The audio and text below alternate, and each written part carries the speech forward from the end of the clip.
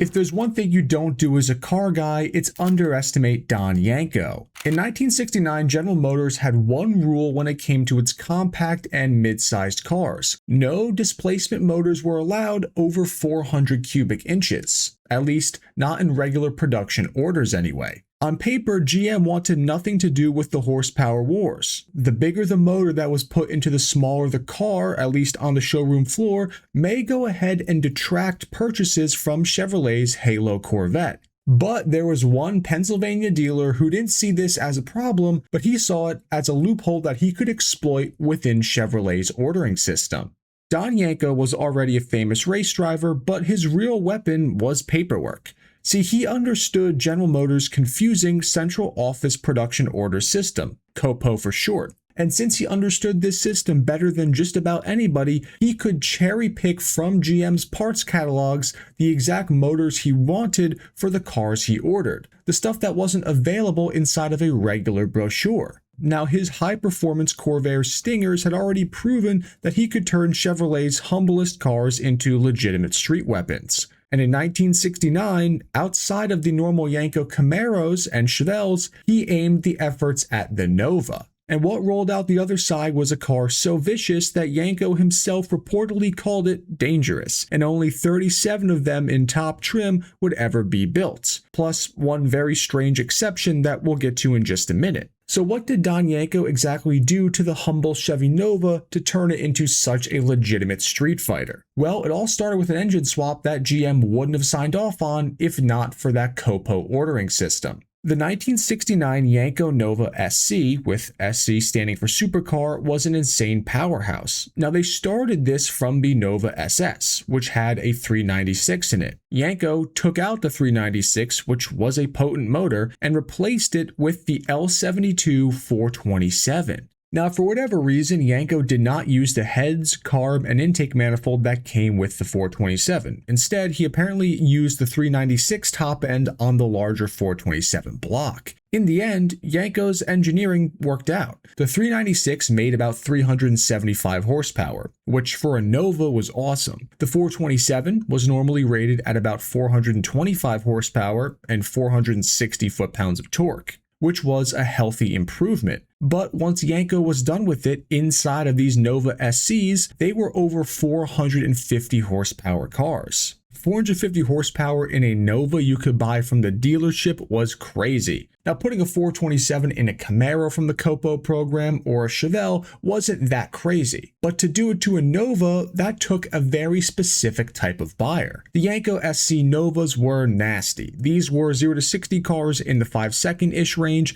and these things would run 11, 12-second quarter miles depending on tires, conditions, etc., which on paper made it one of the fastest GM performance products you could buy thanks to that engine swap. And of course, Yenko wasn't satisfied with just an engine swap. To accommodate the bigger motor, they beefed up the rest of the drivetrain and suspension too. All these cars were given a 4-speed manual except for one. See, one prototype Yenko Nova had a 3-speed column-shifted automatic. Now, this car never actually got built with the 427 in it and sold that way, but they did try and at least attempt to engineer one to work with an automatic. Further back, Yenko gave these all 12-bolt posi rear ends with either a 355 or a 410 ratio, depending on what you wanted to do with the car. They had the F41 suspension package from GM, which gave them the heavier springs, better shocks, larger sway bars, and it gave it a rear sway bar that other Novas didn't have. With all the stuff kind of added together, you were turning the economy car Nova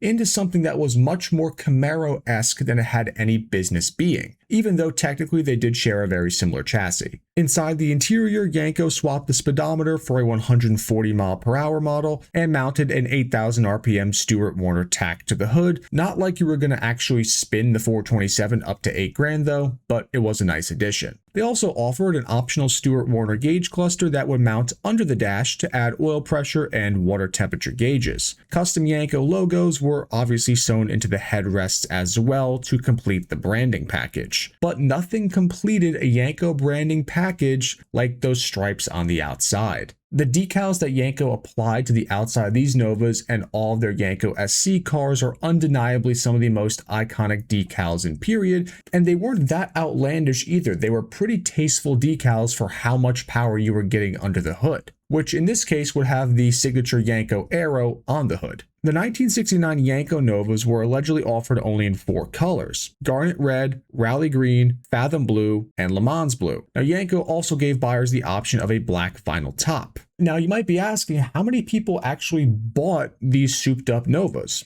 Now, Yenko built about 37 of these ones from the dealer with that L72 in them. Nowadays, fewer than 10 of them are known to still be in the wild, and one of them recently sold for about 500 grand. They're some of the rarest Novas out there and clearly the most valuable. Now, when 1970 rolled around, this brought with it a bunch of new changes, and Don Yenko, as usual, rose to the occasion. Firstly, in 1970, GM started to allow higher cubic inch displacement motors in some of the smaller cars, hence the creation of the 454 LS6 Chevelle. The 1970 Clean Air Act was also a big change, and Yenko saw that even though GM was allowing bigger engines at the time, that the trend probably wouldn't stay around for long, and downsizing would probably end up happening at some point. So rather than compete with the EPA in that aspect, Yenko had a different plan that took advantage of another big change that year. And that change was insurance premiums. The insurance companies were starting to jack up rates for cars with bigger displacement engines, and Yenko was getting a lot of requests for a car that could still be fast while not costing a fortune to insure because of the large cubic inch displacement. So instead of doing another version of the 1969 Yenko Nova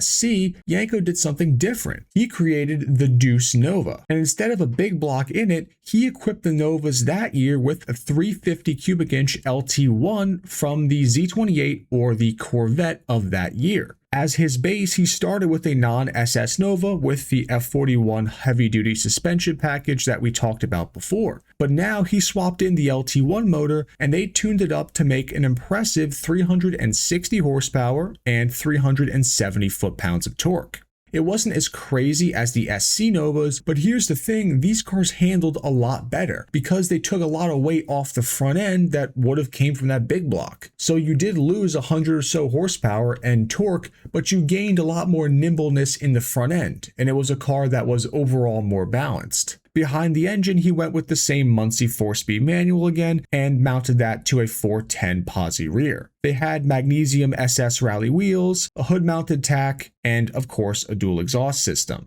The Deuce Nova got some similarly subdued badges, decals, and stripes like the 69 Nova, except the change that year was they added a Deuce logo above the grille. The Deuce Novas were more like high 12, low 13 second cars in the quarter mile compared to the SC cars, but again, they were a bit more livable in the turns. And to be honest, performance-wise, they were almost on par with the Z28 of that year. Another important part of the story is that Yenko almost didn't manage to get those Novas from GM in 1970. After what he had done with the 1969 Nova SCs, which Yenko himself reportedly said was close to illegal, GM was hesitant to let him try again with the Nova. He had to put together a special agreement that took away all the liability from GM before they could sell to him. But he did manage to get quite a few more built that year. Compared to the 37 Yenko SC Novas he made in '69, he managed to build 175 Yenko Novas in 1970. Now, the Yenko Deuce Novas are not quite as sought after as the crazy supercars, but they're still worth a pretty penny. A Deuce Nova in good condition can easily reach $200,000 in an auction setting.